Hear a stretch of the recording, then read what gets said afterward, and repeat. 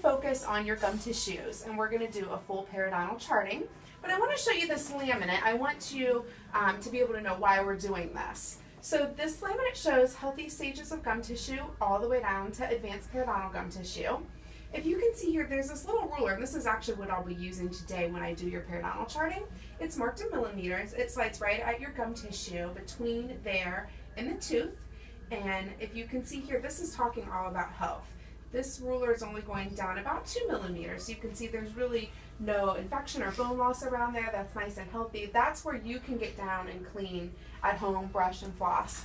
So the gum tissues are really corally pink. They're really nice and stippled. Everything looks real nice, and there's no bone loss over here. Then we go to gingivitis. A lot of people have heard about gingivitis, but they really don't know what it is. We're still not having any bone loss. Your ruler is still 1, 2s, and 3s. Everything is still okay there, but you can see the tissues are looking just a little more red. They're looking a little more inflamed from this picture. But over here, we still aren't seeing any bone loss. At this point, that infection is just in your gum tissues. When we get down to periodontal disease, that's when the infection starts to move into your bone. And you can see here, the ruler's going down just a little bit more. That tissue is actually pulling away from the tooth, so you're getting 2, 3, 4 millimeters here.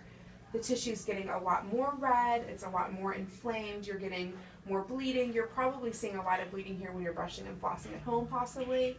Then over here you can see you're starting to get a little bit of bone loss. It's changing just a little bit from this picture here. Then we get to moderate periodontitis, and that is when the probe's going to go down a little more, 4, 5, and 6 millimeters even.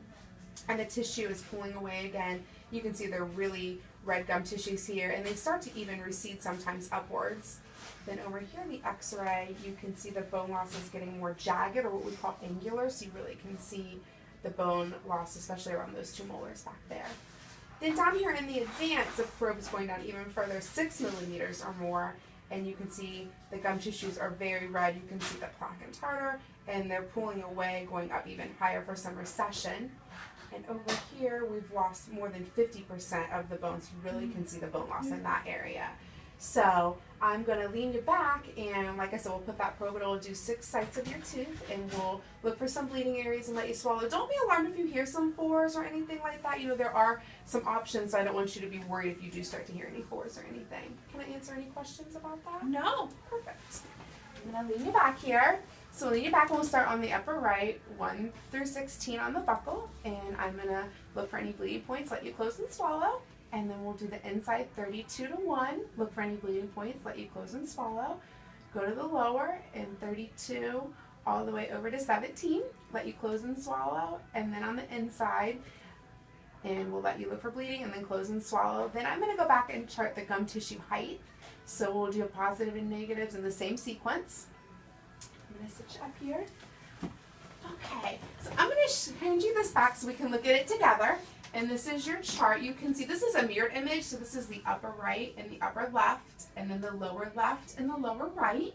And you can see the little circles are where I caught any of those bleeding points, and then of course any of the numbers are 4s are in red, so that kind of draws your attention. Looking at that, and when we talked about this, where do you think you fall into here? I would say here. You are definitely right. You've got a lot of great areas. You've got a lot of 1s, 2s, and 3s, a lot of areas with no bleeding, so that's a great thing.